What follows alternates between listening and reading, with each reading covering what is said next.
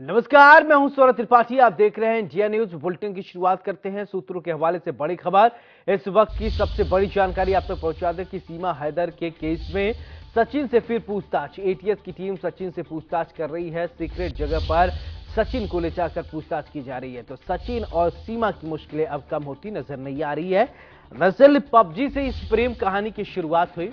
अब सबसे पहले मीडिया की सुर्खियों में अब एटीएस खेल रहा है सचिन। अब एटीएस की टीम वहां पर पहुंच रही है। हर एक पहलू पर बातचीत होगी, जानकारी एटीएस निकाली, क्योंकि ये देश की संप्रभुता और देश की सुरक्षा का विषय है। आखिरकार एक पाकिस्तानी महिला भारत में दाखिल हो जाती है। सचिन ने ऐसी हिमाकत कैसे की?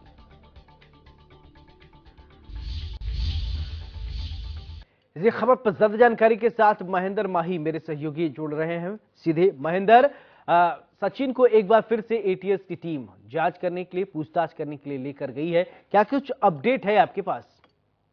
बिल्कुल सौरभ, देखिए लगातार जो एटीएस है उसकी निगरानी सीमा, सचिन और सचिन के पिता नेत्रपाल सिंह पे है। सीमा की तबियत खराब है, जिसके बाद जो सचिन है, सचिन को एटीएस अपने साथ कल ले गई थी और जो सेफ हाउस है वहां उसने तकरीबन 4 घंटे की पूछताछ की। पूछताछ में कई अहम सवाल किए गए, क्योंकि देखिए लगातार सीमा सवालों के कटघरे में खड़ी हो रही है। दूसरी तरफ सचिन पे भी अब जो तलवार है लटक रही है, क्योंकि लगातार हम देख रहे हैं किस तरीके से सीमा सचिन दोनों बयान बदल रहे हैं। और सीमा ने बिल्कुल। काफी कोर्ट के साथ साथ पुलिस को भी गुमराह किया था। उसने जिस तरीके से हाँ। बताया था कि वो फर्जी आधार कार्ड उसने नहीं बनवाया, मगर जब ज्यादा छानबीन हुई तो पता चला सीमा हैदर ने अपना फर्जी आधार कार्ड बनाया था। वहीं दूसरी तरफ जब ज्यादा जांच हुई तो ये पता चला कि सीमा हैदर के 2 पासपोर्ट है। इसके साथ ही साथ नोएडा पुलिस को भी उसने गुमराह किया।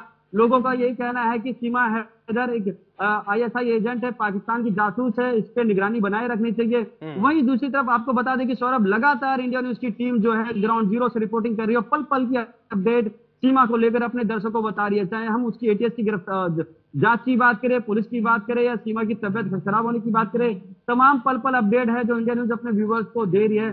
सबसे अहम बात यह है कि देखिए सौरभ, लगातार जिस तरीके से कोर्ट के सामने भी बिल्कुल। सीमा ने यह कहा था कि जो हमारा आधार कार्ड है वो असली है, मगर जब छानबीन चली, जब एटीएस ने 18 घंटे सीमा से पूछताछ की, उसके बाद पता चला कि इन्होंने नोएडा में ही फर्जी आधार कार्ड बनवाया था किसी एजेंट के जरिए। अब पुलिस और एटीएस उस एजेंट तक जाने की कोशिश कर रही है और ये जानने की कोशिश करेगी कि किस तरीके से जो सचिन सीमा है उस एजेंट के उसमें संपर्क में है और कैसे उन्होंने आधार कार्ड बनाया, आधार कार्ड बनाने के लिए और उन्हें कितने रुपए दिए। आधार कार्ड ही नहीं, अब वो पुलिस ये भी जांच लगाएगी कि किस तरीके से और जो डॉक्यूमेंट है, चाहे फर्जी पासपोर्ट की बात करें या अन्य डॉक्यूमेंट की बात करें, उसमें अब एटीएस निगरानी लगा के रखी है। और देखिए कल सीमा की तबियत खराब हो गई, जिसके वजह से एटीएस ने उनसे पूछताछ नहीं की, मगर सचिन से जो मिली जानकारी है बता रहे हैं कि सचिन से 4 घंटों तक एटीएस ने कई सवाल जागे, जिसका सचिन जवाब नहीं दे पा रहा था। आपने चैनलों में भी देखा होगा, तमाम हमने भी जब इंटरव्यू किया तो सीमा से जब हम बातचीत करते थे, जब हम सचिन से सवाल करते तो सचिन कहीं ना कहीं सवालों से बचता था और जो सीमा हैदर है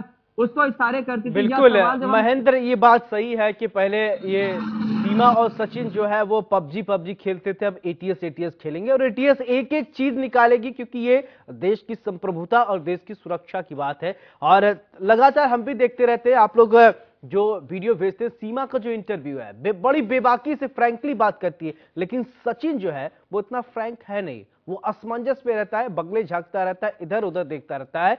और एजुकेशन की कमी तो है ही, लेकिन ये इतने शातिर होंगे या नहीं होंगे, इस बात का भी अब एटीएस पूछताछ करेगी, निकालेगी आखिरकार कैसे इस पूरे खेल को इन्होंने संचालित किया।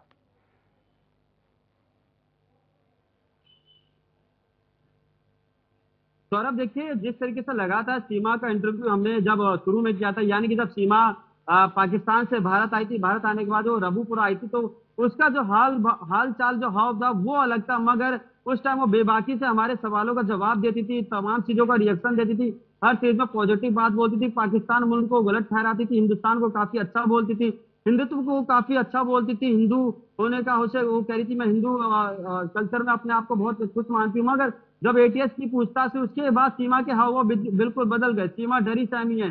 सीमा को लगता है कि एटीएस को कोई मेरा नया झूठ का सच ना पता चल जाए। सीमा को अब ये लगता है कि कहीं आधार कार्ड जैसे पकड़ा गया है, बाकी चीज भी एटीएस के सामने ना आ जाए। इसलिए लगातार अब सीमा को थोड़ा डर लगने लगा है। उसके साथ ही साथ सचिन को भी काफी डर लगने लगा। उनको लगता है अब तक हम जो सरकार को या कहीं एटीएस या पुलिस प्रशासन को गुमराह कर रहे थे, अब हमारा हमारा तो चिट्ठा है इनके सामने ना खुल जाए। इसलिए अब वो काफी डरे सहमे हैं। इंटरव्यू देने से पहले कई बार सोचते हैं, मीडिया से बचते नजर आते हैं। ये वही सीमा है जो बार बार मीडिया कर्मी को बुलाती थी इंटरव्यू देने के लिए। एक एक घंटे का इंटरव्यू होता था, प्राइम शो जाता था। आप सौरभ खुद सोचिए, कोई अगर एक 5वीं पास महिला, उससे अगर हम 1 मिनट बात भी कर लेते कैमरे के सामने, वो नहीं कर पाती, कैमरा फेस नहीं कर पाती। मगर अगर हम सीमा हैदर की बात करें तो सीमा हैदर प्राइम शो में लाइव देती थी, तमाम बड़े बड़े एंकरों का सवाल का जवाब देती थी और बड़ी बेबाकी से देती थी। ऐसा लगता था कोई पॉलिटिशियन है, किसी पार्टी का प्रवक्ता है। अगर आप सीमा को सुनेंगे और किसी प्रवक्ता को सुनेंगे तो ऐसा लगेगा सीमा काफी अच्छा प्रवक्ता से बात करिए। मगर देखिए, कई बहुत सारे राज हैं अभी खुलने बाकी है, बहुत सारी ऐसी परतें हैं जो अभी जिसपे एटीएस पर्दा उठाएगी, क्योंकि लगातार देखिए सीमा के जो बोल चाल है उसमें थोड़ी गड़बड़ी मिल रही है। सीमा जो जवाब दे रही है उसमें भी एटीएस काफी बारीकी से जांच कर रहा है। और देखना ये रहेगा कि आप किस तरीके से जो सीमा की जब अगर तबियत खराब होती है, क्या एटीएस फिर से सीमा को जांच के लिए सेक्टर 58 या 94 या नोएडा के किसी सेफ हाउस ले जाएगा? क्या नेत्रपाल सिंह यानी कि सचिन के पिता से कोई दोबारा पूछताछ की जाएगी? क्योंकि देखिए पूछताछ का सिलसिला जारी है और पूछताछ के बाद ही कुछ नया सामने निकल पाएगा। क्योंकि देखिए इतना आसानी से कोई पाकिस्तान के बॉर्डर से भारत आ जाए, ये किसी को कोई बात हजम नहीं हो रही।